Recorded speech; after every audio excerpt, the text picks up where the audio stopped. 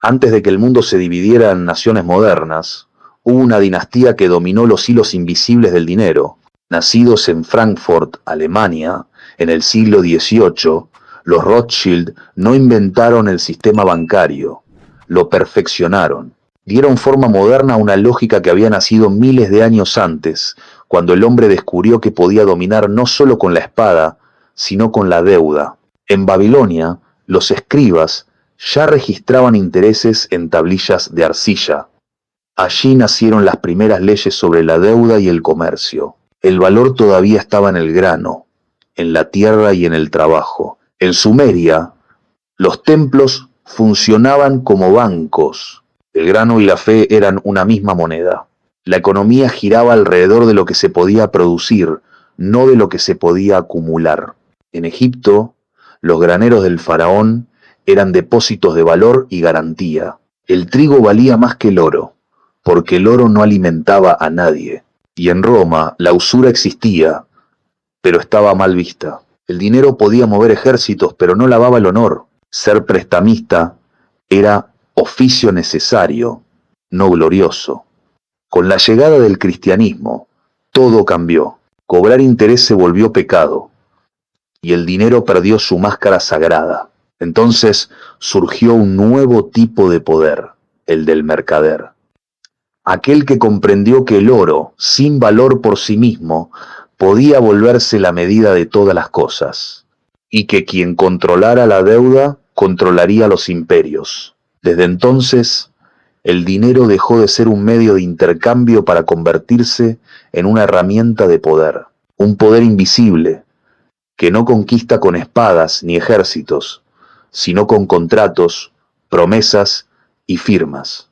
5 hermanos repartidos entre Londres, París, Viena, Nápoles y Frankfurt construyeron una red capaz de mover riqueza más rápido que los ejércitos, financiando reinos, guerras y reconstrucciones. Cuando el Imperio Británico necesitaba crédito, ellos lo proveían, y cuando las potencias firmaban tratados, su influencia se notaba incluso en las líneas invisibles de los acuerdos. El patriarca Mayer Amschel Rothschild había comenzado en el gueto judío de Frankfurt como comerciante de monedas antiguas y consejero de nobles alemanes.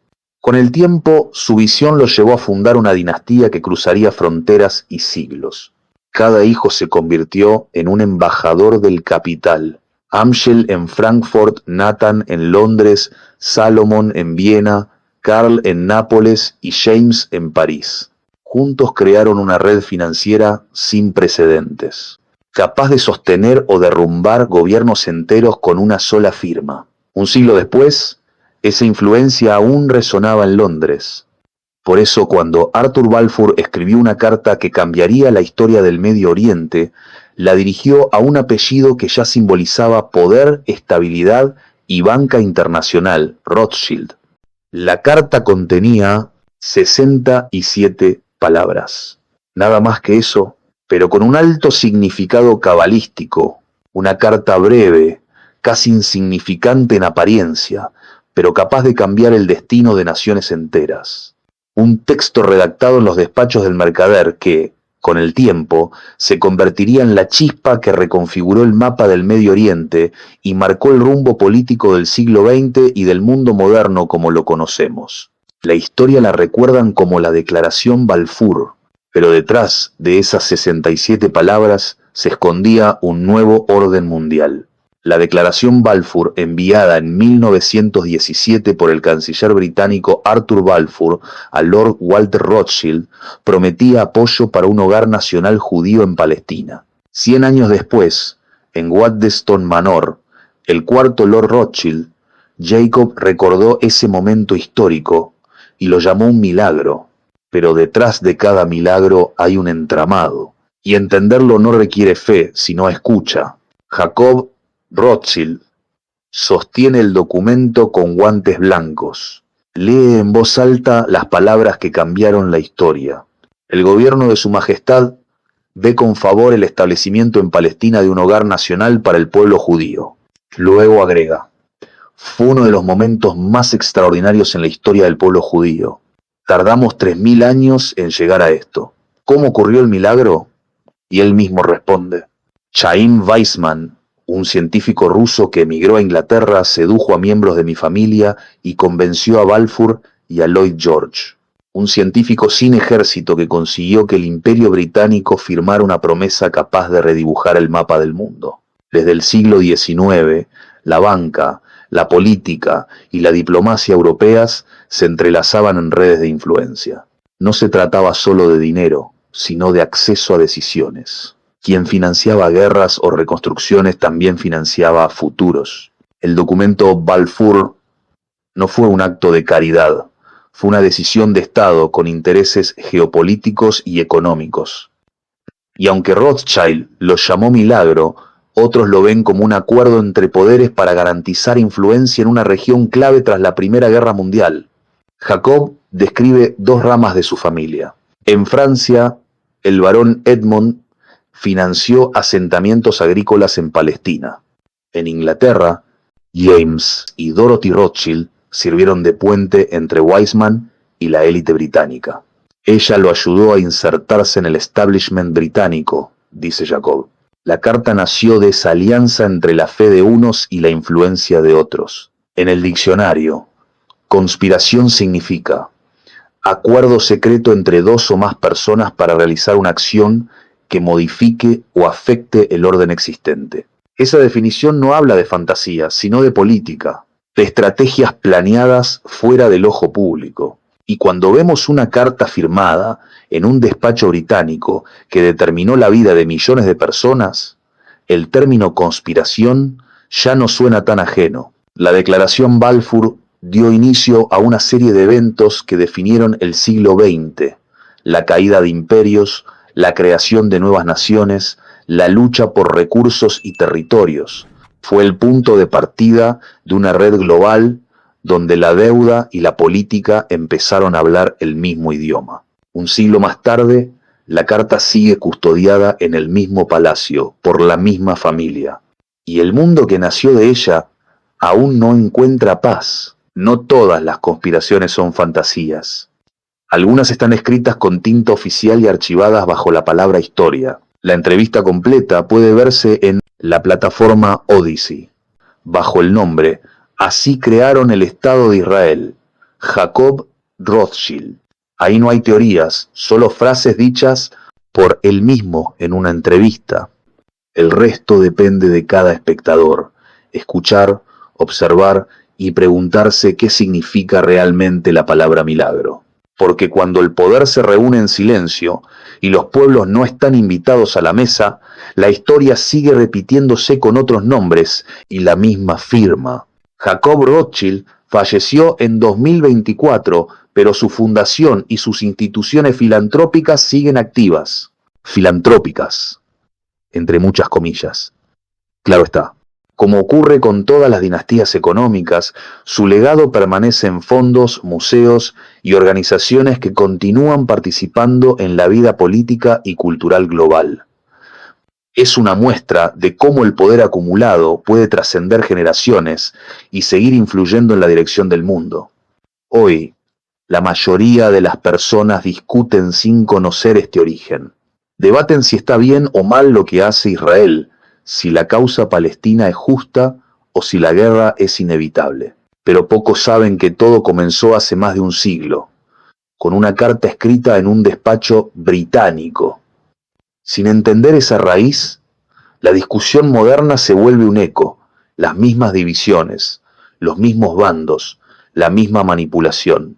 Mientras la opinión pública se fragmenta entre pro y contra, las estructuras que definieron el tablero siguen intactas. La historia se repite porque la gente discute las consecuencias pero ignora las causas. Y ese es el verdadero poder del silencio, hacerte elegir un bando sin mostrarte quién escribió las reglas del juego. Como ya dije en otro video, el mundo no cambió por casualidad. Cambió porque alguien entendió que las guerras podían financiarse y que quien controla la deuda controla el destino. A fines del siglo XVIII, la Revolución Francesa no solo derrumbó un régimen, dio origen a una nueva forma de manipular a las masas. En 1789, Por primera vez, los hombres se dividieron no por territorio, sino por idea. Nacieron las dos palabras que todavía gobiernan el debate moderno: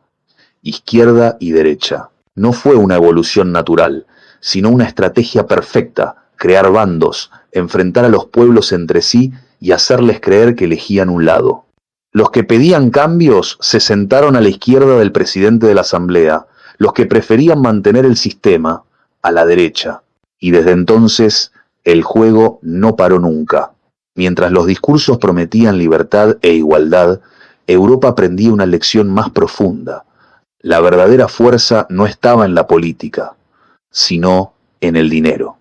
Y los que financiaban guerras descubrieron que cada conflicto era una inversión.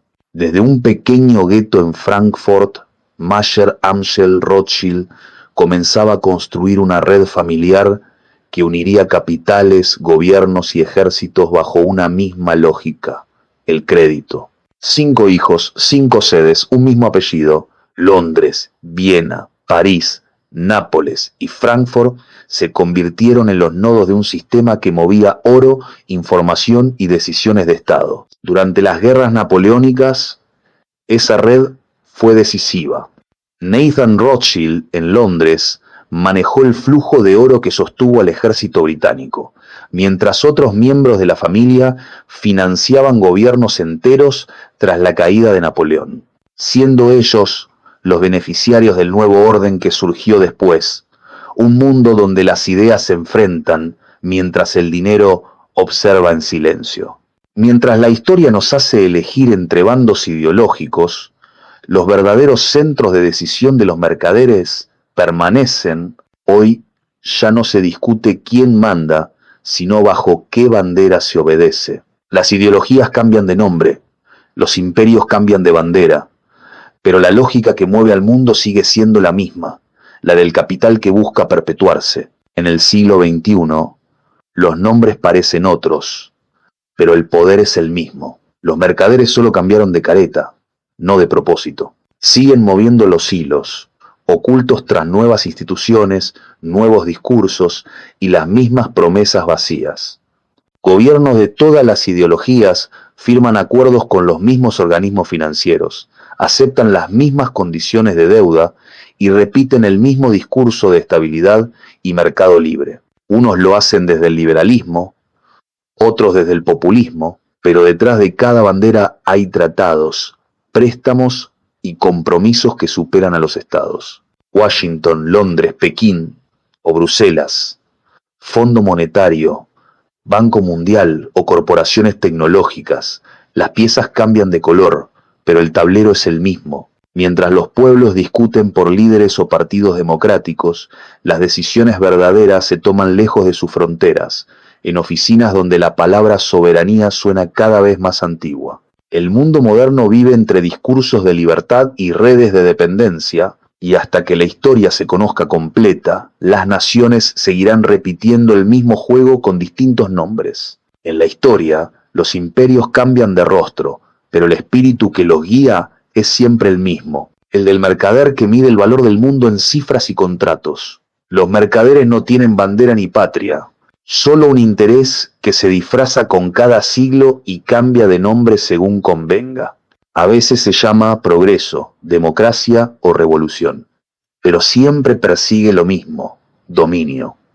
Y en la historia reciente hubo quienes intentaron romper esa cadena, líderes que señalaron al poder del dinero como el verdadero enemigo de los pueblos. Algunos se enfrentaron a los banqueros y se negaron a seguir pagando deudas que no habían contraído. Pero el sistema siempre tuvo una respuesta, una guerra, una crisis o una nueva narrativa que devolviera el control a las mismas manos invisibles. Jacob murió, pero su linaje mercader sigue moviendo los hilos, perpetuando un plan que atraviesa los siglos. Y ya ni siquiera es por el dinero, porque ellos mismos lo fabrican. Ahora el objetivo es otro: controlarlo todo, no por riqueza, sino por poder. Un dominio global sostenido por deuda, por miedo y por obediencia. Mientras los pueblos discuten por ideologías absurdas, el mercader sigue moviendo los hilos en silencio, cobrando intereses por guerras que él mismo financia y celebrando cada crisis como una oportunidad más. Y mientras no despiertes de esto, el mercader continúa vendiendo promesas, porque sabe que la ignorancia es la mercancía más rentable de todas.